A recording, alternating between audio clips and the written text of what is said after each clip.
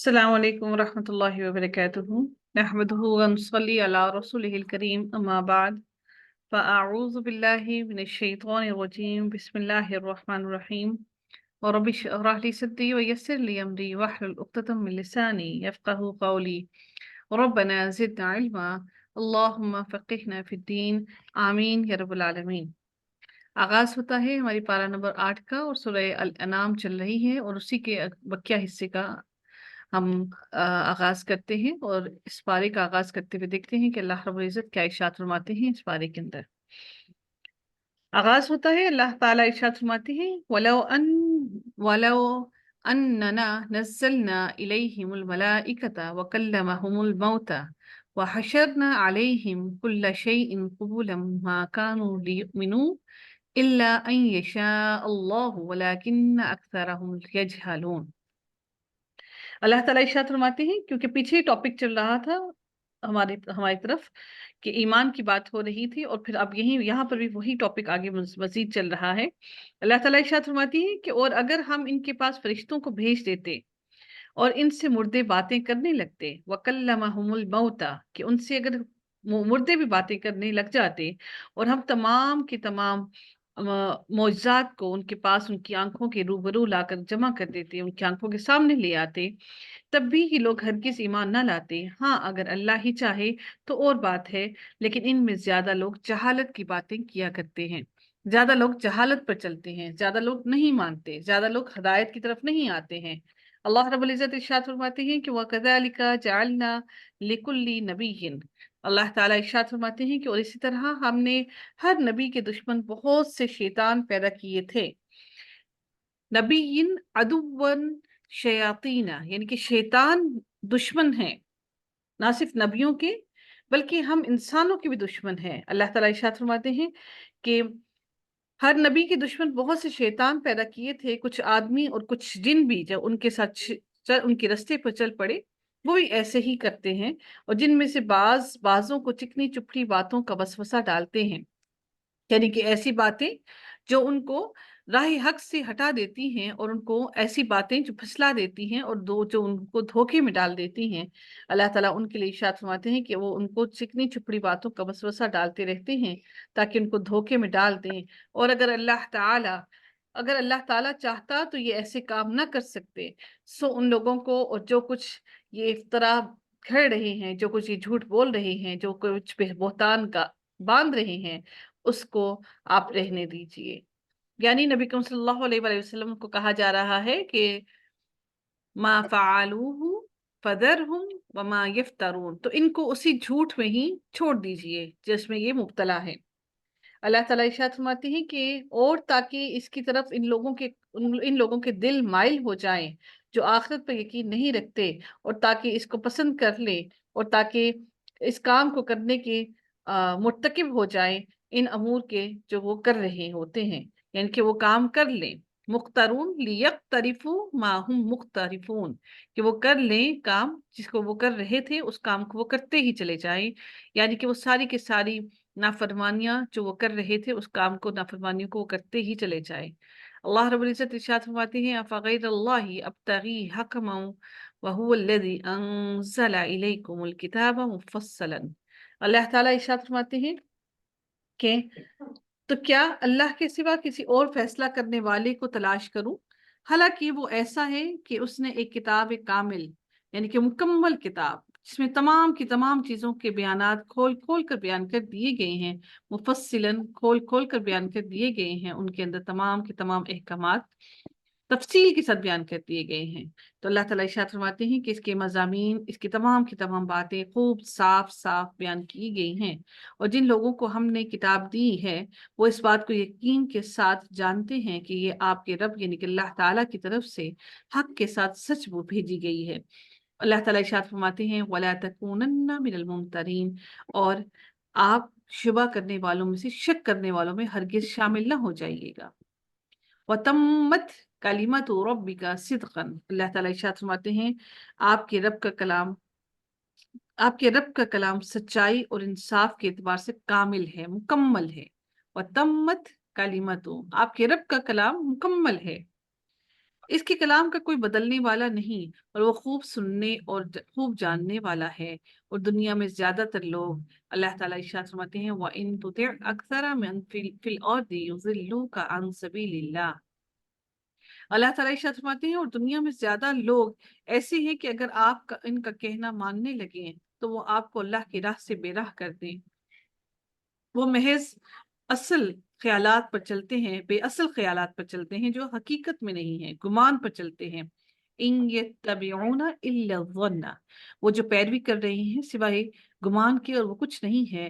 وَإِنْ الا یخرصون، اللہ تعالیٰ ارشاد فرماتے ہیں کہ اور بالکل یہ قیاس آرائیوں کی باتیں کر رہے ہیں جو کہ بالکل گمان ہے، جس کا حقیقت سے کوئی تعلق نہیں ہے۔ اللہ تعالیٰ ارشاد فرماتے ہیں کہ ان ربک هو اعلم من یضل عن سبیلہ، یقین رکھو کہ آپ کا رب ان کو خوب جانتا ہے جو اس کی راہ سے بے راہ ہو گئے، جو اس کی راہ سے پھٹک گئے، اور وہ ان کو بھی خوب جانتا ہے جو اس کی راہ پر چلتے ہیں، جو اس کی راہ پر ہدایت پر ہیں، اللہ تعالیٰ ان کو بھی خوب جانتا ہے۔ تو اللہ تعالیٰ ارشاد فرماتے ہیں کہ فَكُلُوا مِمَّا ذُكِرَ اسْمُ اللَّهِ ذُكِرَ رَسْمُ اللَّهِ عَلَيْهِ إِن كُنتُم بِآيَاتِهِ مُؤْمِنِينَ۔ سو جس جانور پر اللہ تعالیٰ کا نام لیا جائے، اللہ کا نام لے کر ذبح کیا جائے، اس میں سے کھاؤ اگر تم اس کے احکامات پر ایمان لاتے ہو، اور جس جانور پر اللہ کا نام نہیں لیا جاتا اس کو کھانے کا حکم نہیں ہے۔ ہاں، اگر کسی کو شک ہو اس بارے میں کہ اس نے حلال کیا جانور، تو معلوم نہیں اس نے تکبیر پڑھ کے حلال کیا یا نہیں کیا، تو اس کے بارے میں حکم آتا ہے کہ آپ اس کے اوپر بسم اللہ پڑھ کر پھر آپ اس کو کھا سکتے ہیں۔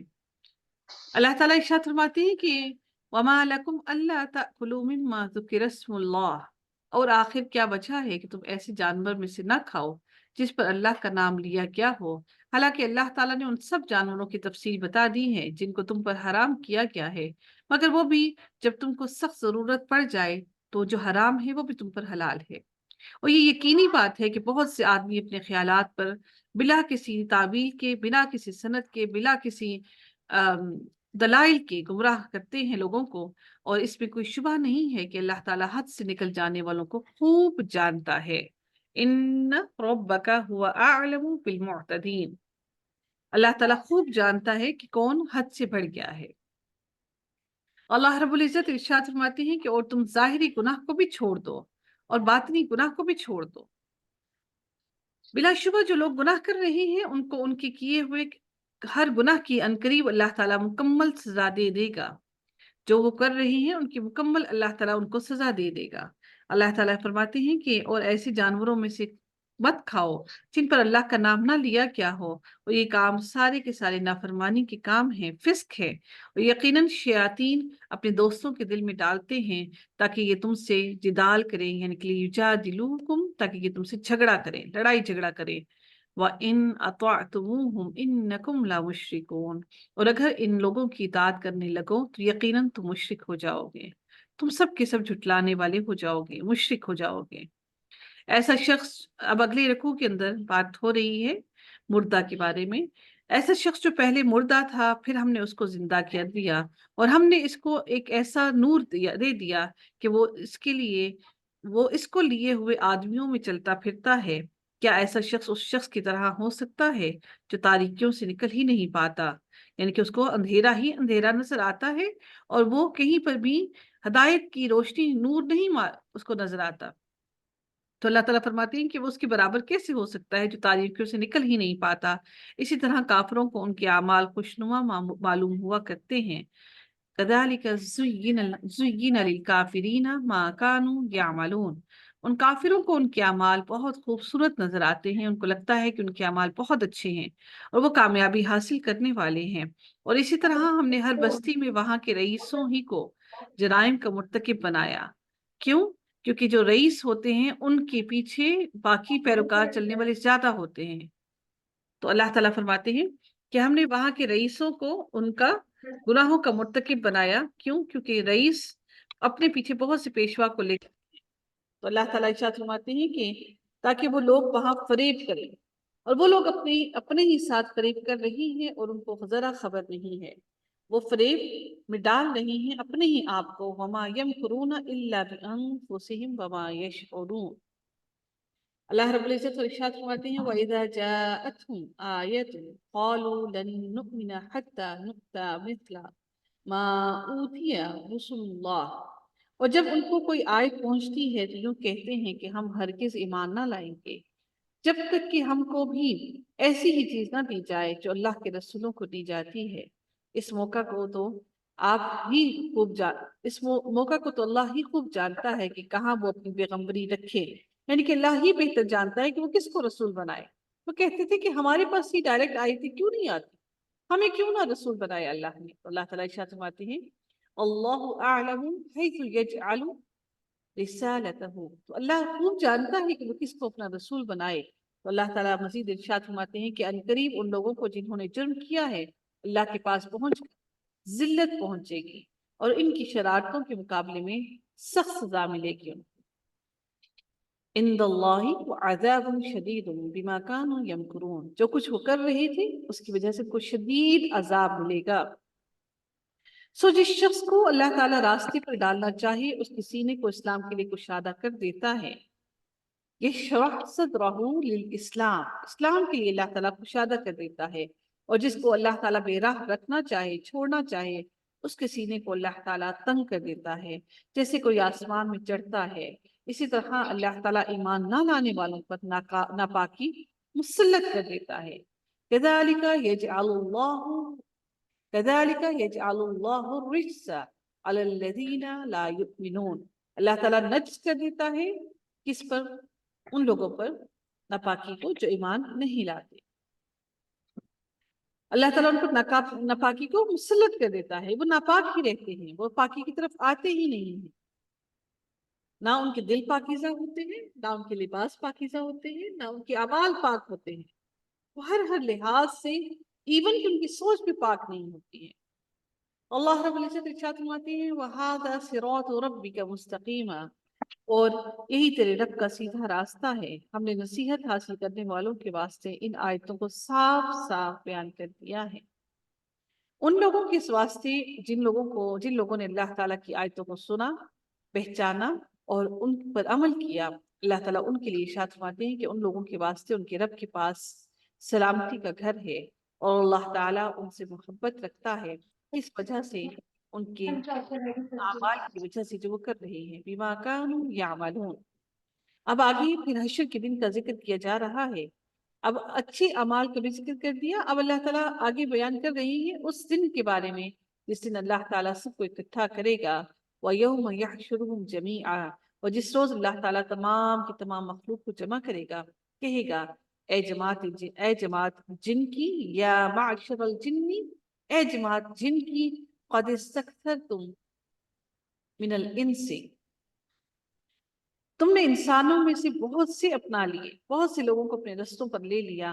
جو انسان ان کے ساتھ تعلق رکھنے والے تھے وہ کہیں گے کہ اے ہمارے پروردگار، ہم میں ایک نے دوسرے سے فائدہ حاصل کیا تھا، اور ہم اپنی اس معین میعاد کو، یعنی کہ اس معین جو وقت مقرر کیا گیا تھا اس تک آپ پہنچے ہیں، جو تو نے ہمارے لیے معین کیا تھا، جو تو نے ہمارے لیے وقت مقرر کیا تھا۔ بِبَعْدٍ وَبَلَغْنَا أَجَلَنَا الَّذِي أَجَّلْتَ لَنَا، کہ ہم اس مدت کو پہنچ چکے ہیں۔ قَالَ النَّارُ مَثْوَاكُمْ، اب اللہ تعالیٰ ان کے لیے کیا فرماتے ہیں؟ قَالَ النَّارُ، اللہ تعالیٰ فرماتا ہے کہ اللہ فرمائے گا کہ تم سب کا ٹھکانہ النار، آگ ہے، مثواکم، یہ ٹھکانہ ہے تمہارا، اور تم اس پہ ہمیشہ ہمیشہ رہو گے، الا ما شاء اللہ، ما سوائے اس کے کہ جس کو اللہ چاہے اور اس سے نجات عطا کرے۔ اگر اللہ کو منظور ہو تو وہ تمہیں اگر جہنم کی آگ سے بچانا چاہے تو وہ الگ بات ہے۔ ان ربک حکیم علیم، بے شک آپ کا رب بڑی حکمت والا اور بڑے ہی علم والا ہے۔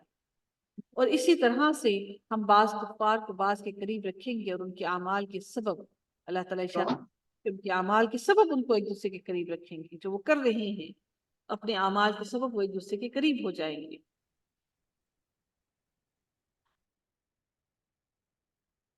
اگلے رکوع کا آغاز ہوتا ہے، اللہ تعالیٰ پھر سے پکارتے ہوئے کہتے ہیں اے جنات اور انسانوں کی جماعت، کیا تمہارے پاس تم میں سے ہی پیغمبر نہیں آئے تھے؟ کیا تمہارے پاس تم میں سے ہی پیغمبر نہیں آئے تھے تو اس سے ایک بات ظاہر ہوتی ہے کہ اس کا مطلب یہ ہے کہ جنات میں بھی پیغمبر آئے. یا معشر الجن والانس الم یاتکم رسل. اللہ تعالیٰ ارشاد فرماتی ہے اے جنوں اور انسانوں کیا تمہارے پاس تم میں سے ہی پیغمبر نہیں آئے تھے جو تم سے میرے احکام بیان کرتے اور تم کو اس آج کے دن کی خبر دیتے. وہ سب عرض کریں گے کہ ہم اپنے اوپر اقرار کرتے ہیں اور ان کو دنیاوی زندگی نے بھولے میں ڈال دیا, ان کو غلطی میں ڈال دیا, ان کو دھوکے میں ڈال دیا. وغرتہم, اور ان کو غرق کر دیا, ان کے اعمال کو غرق کر دیا. ان دنیا کی زندگی نے ان کو دھوکے میں ڈال دیا.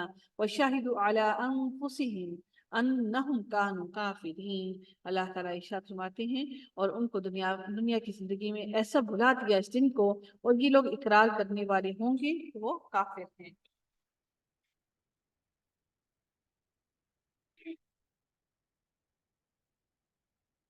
وَهَذَا صِرَاطُ رَبِّكَ مُسْتَقِيمًا.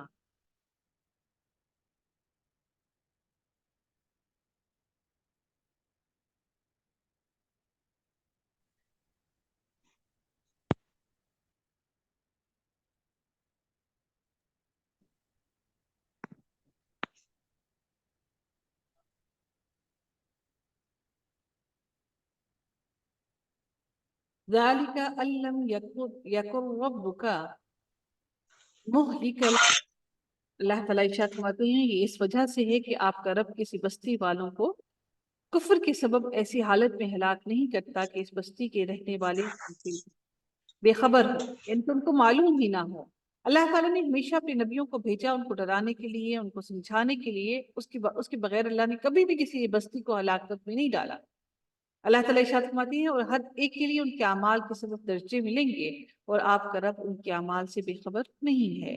بغافل عما یعملون, بے خبر نہیں ہے اللہ تعالیٰ ان کے اعمال سے, وہ بہتر جانتا ہے. اور آپ کا رب بالکل غنی ہے.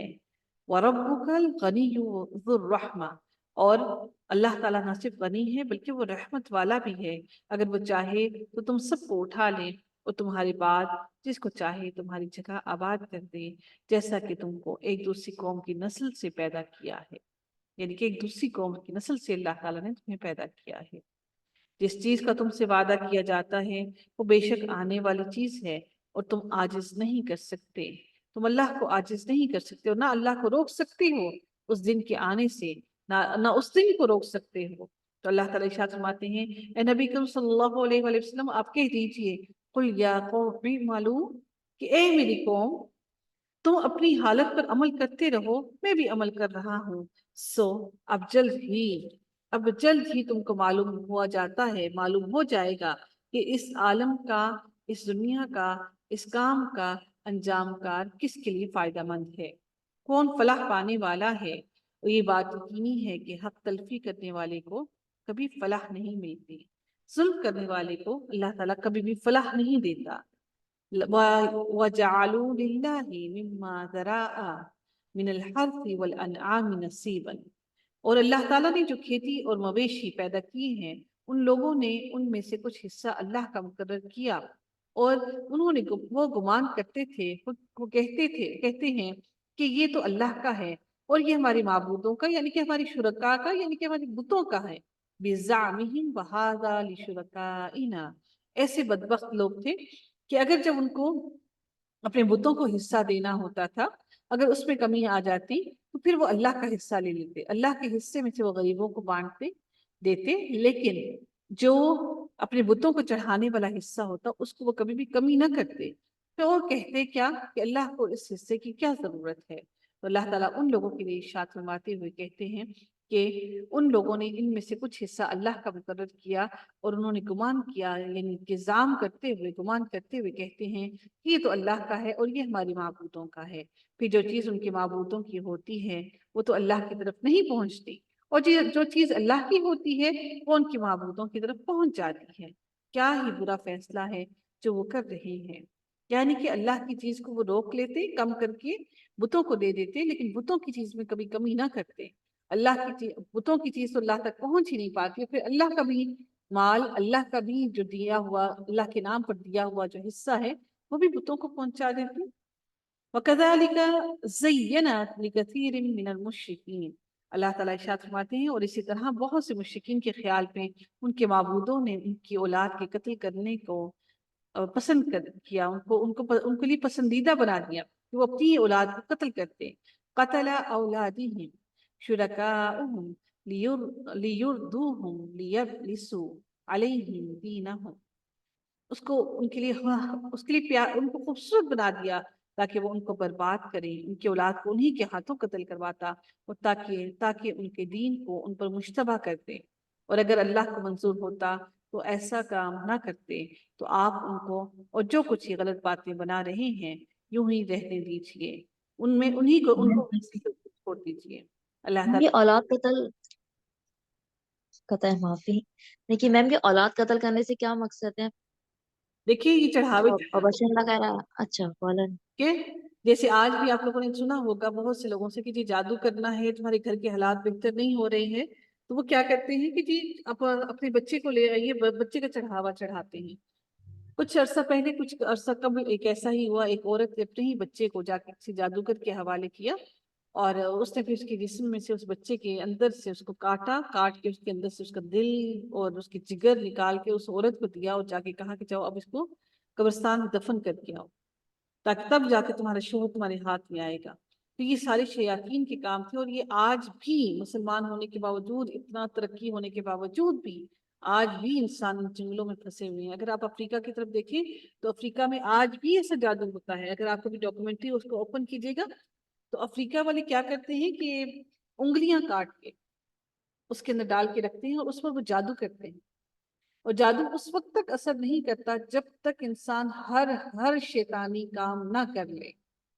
جو حرام ترین کام ہے، ماں سے زنا کرنا، بیٹی سے زنا کرنا، حیض کے خون سے قرآن کی آیتیں لکھنا، ہر گناہ کا کام جب تک وہ شخص نہ کر لے اس وقت تک اس کا جادو اثر نہیں کرتا. جب وہ اپنی حدوں سے مکمل طور پر باہر نکل جاتے ہیں، اس کے بعد ان کے جادو میں اثر آنا شروع ہو جاتا ہے، کیونکہ وہ مکمل طور پر شیطان کی چالوں میں چلنا شروع ہو جاتے ہیں. تو یہ اس وقت کے لوگ بھی ایسا کیا کرتے تھے، اور یہ آج کے لوگ بھی ایسا کرتے ہیں. اسی لیے اللہ تعالیٰ نے جادو کو نہ صرف حرام قرار دیا، بلکہ جادو کرنے والے اور کروانے والے دونوں کو دائرہ اسلام سے خارج قرار دے دیا. اس کا دین سے کیا تعلق ہے؟ اس کا دین سے کوئی تعلق ہرگز نہیں ہے. اللہ رب العزت ارشاد فرماتے ہیں وَقَالُوا هَذِهِ أَنْعَامٌ، اللہ رب العزت ارشاد فرماتے ہیں اور وہ اپنے خیال پر یہ بھی کہتے ہیں کہ یہ کچھ مویشی ہیں اور کھیت ہیں جن کا استعمال ہر شخص کو جائز نہیں. وہ کہتے تھے کہ یہ ہر کوئی اس کو نہیں کھا سکتا، اور ان کو کوئی نہیں کھا سکتا سوائے ان کے جن کو ہم چاہیں. اور مویشی ہیں جن پر سواری یا بار برداری یعنی کہ سامان لادنے کو حرام کر دیتے تھے وہ لوگ. اور کچھ مویشی ہیں یعنی کہ جن کو بتوں کے نام پہ چھوڑتے ہیں ان پر بار برداری کرنا حرام کر دیتے. اور کچھ مویشی ہیں جن پر یہ لوگ اللہ تعالیٰ کا نام نہیں لیتے، محض اللہ تعالیٰ پر جھوٹ باندھنے کے طور پر یہ کہتے ہیں. ابھی اللہ تعالیٰ ان کو ان کے افطرا اور ان کے جھوٹ کی سزا دے گا. اللہ تعالیٰ جلد ہی سَيَجْزِيهِمْ، ان قریب اللہ تعالیٰ ان کو ان کے جھوٹ کی سزا دے گا. بِمَا كَانُوا يَفْتَرُونَ وَقَالُوا مَا فِي بُطُونِ هَذِهِ الْأَنْعَامِ خَالِصَةٌ. ابھی بڑی اہم بات آنے لگی ہے انہی مشرکین اور انہی لوگوں کی. اور وہ کہتے ہیں کہ جو چیز ان مویشی کے پیٹ میں ہے وہ خالص ہمارے مردوں کے لیے ہے اور ہماری عورتوں پر حرام ہے، اور اگر وہ مردہ ہے تو اس میں سب برابر ہیں. ان کی کوشش یہی ہوتی تھی کہ اگر بچہ مطلب مویشی کے پیٹ کے اندر بچہ مر گیا ہے تو وہ عورتوں کو کھلا دیتے، لیکن جو زندہ بچہ نکلتا اس کو وہ نہ کھلاتے. وہ کہتے کہ وہ زندہ بچہ ہم ہی کھائیں گے، کون؟ جو مرد حضرات ہوں گے. لیکن اگر مردہ بچہ نکلتا تو اس میں وہ کہتے ہیں کہ ہم سارے شریک ہیں، وہ مرد بھی کھا سکتے ہیں اور عورتیں بھی کھا سکتی ہیں. لیکن کوشش ان کی یہی ہوتی تھی کہ عورتیں ایسی نجس چیزوں کو کھائیں. مردوں کو وہ بڑا اہمیت دیتے تھے، مردوں کو ایسی چیزیں نہیں کھلاتے، بری چیزیں نہیں کھلاتے تھے. آج بھی اگر آپ لوگوں کو معلوم ہو تو چائنا اور جاپان کے اندر ایسا ہوتا ہے کہ وہ انڈے ابالتے ہیں، اور وہ انڈے ان کے پاس سب سے زیادہ مہنگے ملتے ہیں جن انڈوں کے اندر بیبیز ہوتے ہیں، ہیچ ہونے والے، ہیچ ہونے لگتے ہیں بالکل. تو وہ انڈے بوائل کر کے وہ لوگ کھاتے ہیں، اور وہ ان انڈوں کو بہت زیادہ مہنگا اور بڑی شوق سے کھاتے ہیں، بڑی شوق سے کھاتے بھی ہیں اور مہنگے بھی ملتے ہیں وہ انڈے۔ تو سوچئے کہ آج بھی اس قسم کی غلاظت، آج اتنی ترقی ہونے کے باوجود بھی اس قسم کی غلاظت ہماری معاشرے کے اندر موجود ہے، ہماری دنیا کے اندر موجود ہے۔ اتنی ترقی یافتہ قومیں بھی ایسی حرکتیں کر رہی ہیں، کیوں؟ کیونکہ دین سے دوری ہے، اللہ سے دوری ہے، خوف خدا نہیں ہے۔ اللہ تعالیٰ نے ایک زندہ جیتی جاگتی چیز کو، جو ابھی بچہ ہیچ ہونے والا ہے، ایگ کے اندر موجود ہے، آپ اس کو بوائلنگ کے لیے کیسے ڈال سکتے ہیں؟ کیسے بدبخت قومی ہیں، کیسے بدبخت لوگ ہیں۔ پھر کیا کرتے ہیں؟ زندہ جانوروں کو آئل کے اندر فرائی کرتے ہیں، ذبح بھی نہیں کرنا، زندہ کو فرائی کرنا، ان کو اس میں مزہ آتا ہے۔ پھر زندہ چیزوں کو کھاتے ہیں، ٹڈیاں کھاتے ہیں زندہ، مطلب ان کو مارنا بھی نہیں، ان کو زندہ کھائیں گے۔ تو اللہ تعالیٰ ہم سب پر رحم فرمائے، الحمدللہ کہ ہم مسلمان ہیں، اور اللہ تعالیٰ نے ہمیں بڑا عقل اور شعور عطا کیا ہے، ہم اسی وجہ سے مسلمان ہیں۔ اللہ تعالیٰ ہم سب کو اپنی رحمتوں میں رکھیں۔ اللہ تعالیٰ ارشاد فرماتے ہیں کہ واقعی خرابی میں پڑ گئے وہ لوگ جنہوں نے اپنی اولاد کو محض حماقت کے طور پر بغیر کسی دلیل کے قتل کر ڈالا، اور جو چیزیں ان کو اللہ نے کھانے پینے کو دی تھیں ان کو حرام کر دیا۔ محض اللہ تعالیٰ پر جھوٹ باندھنے کے طور پر ان لوگوں نے ان چیزوں کو حرام کر دیا، اور کہا اللہ سے منسوخ کر دیا کہ اللہ نے ہم پر یہ چیزیں حرام کی ہیں۔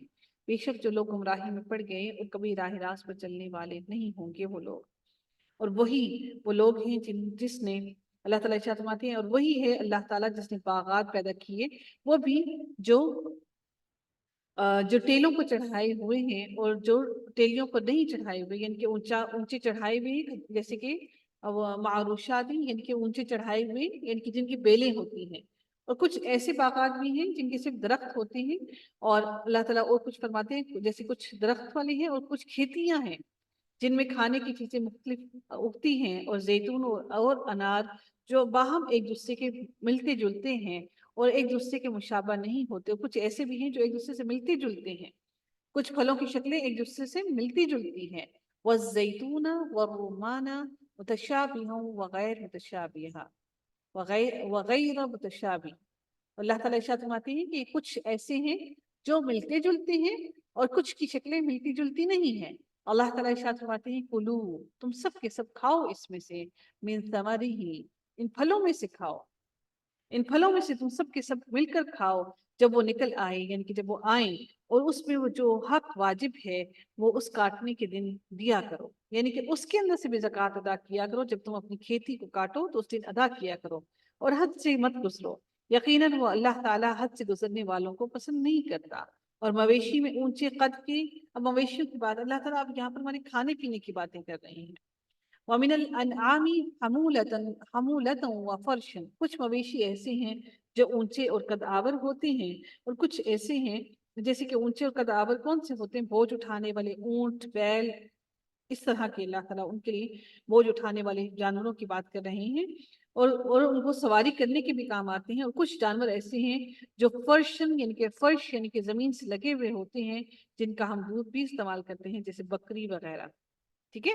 تو اللہ تعالیٰ ان کے لیے ارشاد کرتے ہوئے فرماتے ہیں کہ وہ مویشی جو سامان اٹھانے کے، بال برداری کے کام آتے ہیں، اور وہ مویشی جن سے تم دودھ دھوتے ہو جو زمین سے لگے ہوئے ہوتے ہیں، اللہ تعالیٰ ان دونوں کے لیے ارشاد فرماتے ہیں کلوا مما رزقکم اللہ، کہ کھاؤ ان میں سے جس میں سے اللہ تعالیٰ نے تمہیں رزق دیا، ولا تتبعوا خطوات الشیاطین، اور تم شیطان کے قدموں کی پیروی ہرگز نہ کرنا، بے شک وہ تمہارا کھلا دشمن ہے۔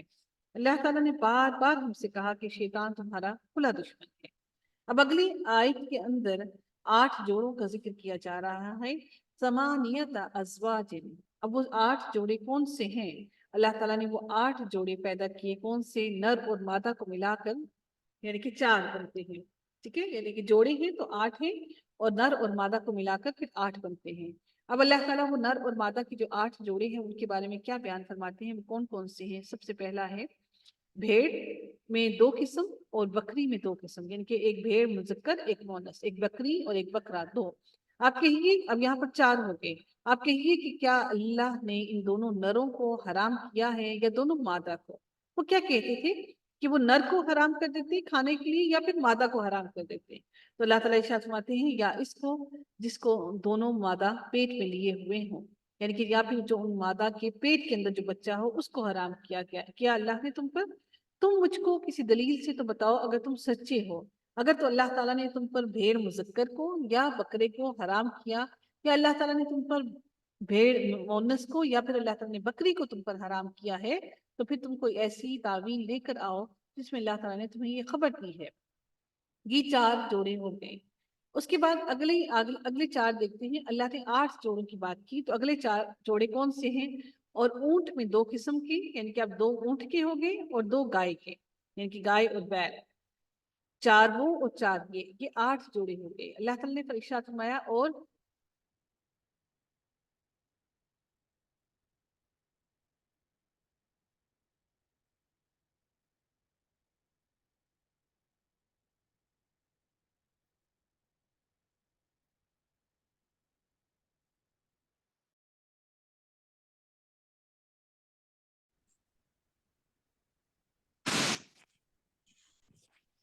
وَمِنَ الْإِبِلِ نہیں اب دو بات ہو رہی ہے اونٹ کی جو 2 قسم کے ہیں اور 2 گائے کی قسم کے.